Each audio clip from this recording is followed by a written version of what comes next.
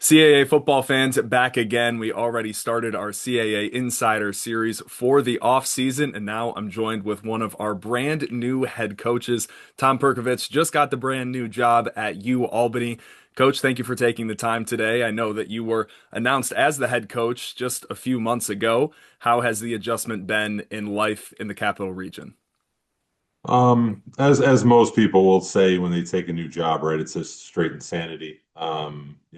From start until, for a very long time, really. But for us, it's been a great start. Been really excited to join UAlbany and meet the people and meet the players and meet alumni and all the people involved, with the program and our athletic department and the people on campus and just trying to get immersed and trying to get a lot of work done in really every area, right? As you take over, you're looking at everything from just operation, to budgets to how you traveled and then getting ready to recruit and practice and do all the things that you need to do while trying to create strong relationships with the players at the same time. A lot of work to be done, but we've never shied away from that. So, just exciting time to be here. Yeah, well, before we get into your plans for the Great Dane program, we're going to go all the way back in your football journey. You're a fellow Canisius College, now university alum of 2003, and you were a dual sport athlete in football and basketball, but really excelled on the football field as a second team All-American offensive lineman, three-time rather, first team All-MAC selection. When you had both of those different paths of football or basketball, why was football ultimately the path that you chose? I think when you look at your ability and what's best for you, I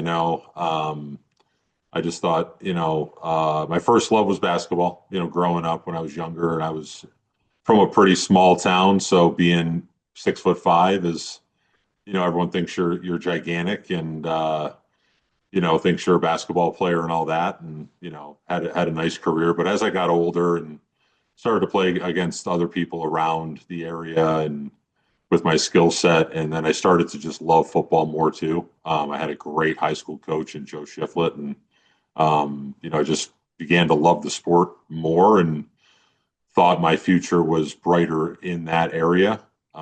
Still loved hoops, but when you started to go against guys that were 6'10" and 6'11" every day, at 6'5", that changes your perspective of what your game is.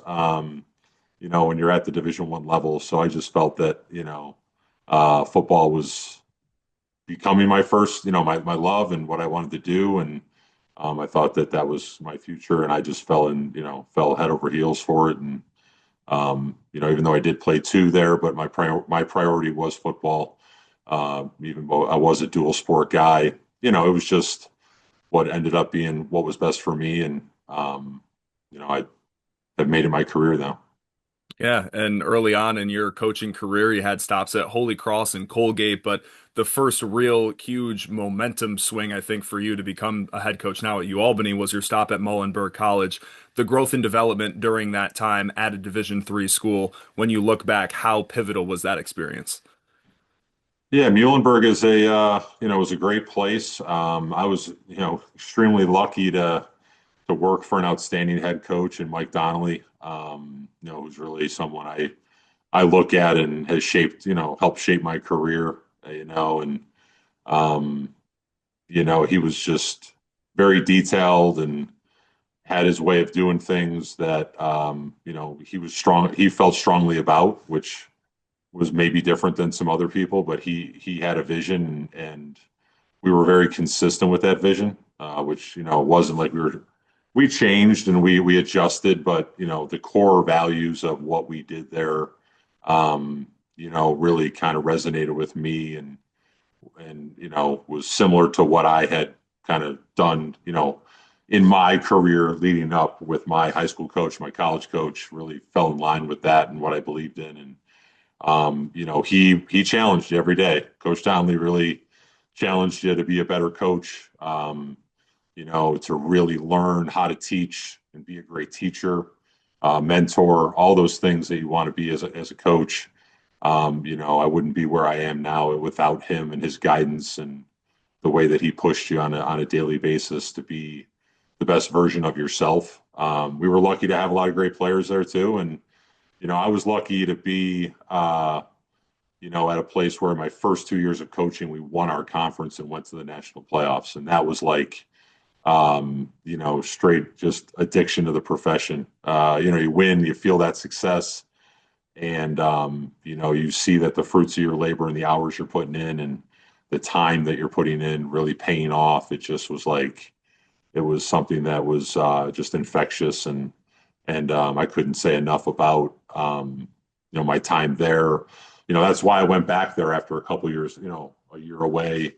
Went back there to be the O-line coach, and which was something I really was passionate about at the time, and then made my way to being a coordinator, and we won a lot of games there, and kind of it was learning how to build a consistent program was really what it was about, and coach did just a great job of pivoting on the right things at the right time, and how we recruited and those types of things, and it led me to being able to take those lessons to Susquehanna. And at Susquehanna, too, as your first head coaching experience, 11 seasons becoming a D3 powerhouse. I have your stats right here, 84 and 25 record. You didn't lose a conference game the past 4 years and had four straight tournament appearances for the program. Building that consistent winner, what were the qualities that made that happen? Yeah, again, consistent messaging, right? Consistent expectations. I always tell kids, we're going to coach you really hard, and that's not going to scream and yell at you all the time. It's just going to hold you to a high standard. And we believe in that. We believe in, being demanding, not demeaning. That's a big thing I talk to my coaches about, and I believe in, accountability, those types of things, and we were consistent. I thought we evaluated really well on our talent and in recruiting to change, that program and turn it. Again, it was a place where it had a great foundation, and we were able to get there and get that thing rolling and again get it to a consistent spot, and then got some things going our way and made some runs here in the last 5, 6, 7 years, but the biggest things were you had a lot of great people behind you, administratively down, and we were able to retain coaches and keep our guys around and recruit and find some really good kids that loved football. I think that's part of it, right? That kids that care about their academics, kids that care about football, they care about the development process too. They weren't afraid to get in the weight room, get their hands dirty, right? Develop on and off the field. And if you find the right people, you have a chance to win, right? You can find the right talent, but if they're not driven in the right ways and they're not, falling into line with what your philosophies are, you're going to struggle. And we were able to find a lot of great kids that fit that and really did a nice job of buying into what we were doing. And then kind of once we got it going, it kind of ran. I don't want to say ran itself, but it really. Guys understood it. The older guys did an awesome job of getting the young guys caught up with the culture and what the expectations were and all that. And we were able to find some success. But the one thing about me is I'm not satisfied with a lot of things at times with just because you went to the Final Four or you won a championship. Like, I think there's always a way to improve and always a way to adjust and always a way to get better. And so, our guys and our players knew that, and they bought into that, and our coaches did too. And we worked hard at trying to get better on a daily basis. I definitely get the sense from you that you're always looking for a new challenge. And when this job was posted at UAlbany, making the jump from D3 to D1 as a head coach, what was so appealing about this job and ultimately why you pursued it? Well, being a guy who grew up in New York and the Buffalo area, and then coached in the the Northeast Mid Atlantic area, like everyone knows that UAlbany, right? I mean, it's so many coaches have come through here. Two of my strongest mentors coached here as GAs for Coach Ford. So there was like a kind of a baseline knowledge of UAlbany. and just the CAA is one of the strongest conferences in the country, right? The resources of being at the level, it kept us in a good space from a family standpoint, right? There's not only from regionally with close to our families, but there's a lot of great school districts up here for our kids, and then administratively, there felt like there was a want and need to win, and I felt like we aligned really well with what we were trying to do, what I was trying to do, what the administration's trying to do. I think it aligned really well. I really felt connected with the people here. Administratively, the people that I met from our compliance or, other coaches, things like that I met through the process, I really felt like it was a strong connection and it just felt right. It felt like the right time too. I thought, I don't want to say ran our course at the other place. We obviously Susquehanna treated us great. It was a great place. Could absolutely have saw myself there for the rest of my career. But I just felt like this was the right time, the right job to take, to jump up to this level and get things going here at UAlbany. As you continue to build a foundation for what you envision UAlbany to be, what can fans expect? What can the CAA expect from the Great Danes moving forward?